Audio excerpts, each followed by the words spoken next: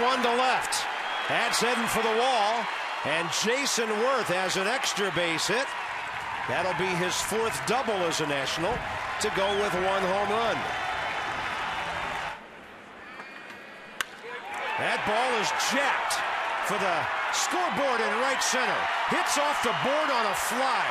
That's a scorcher. Nets on top, 2-1.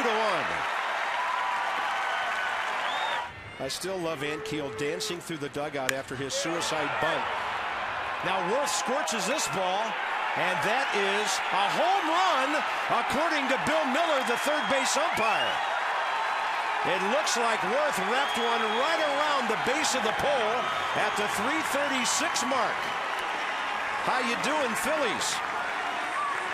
It's 5-1 Washington. 3-2, runner on the move.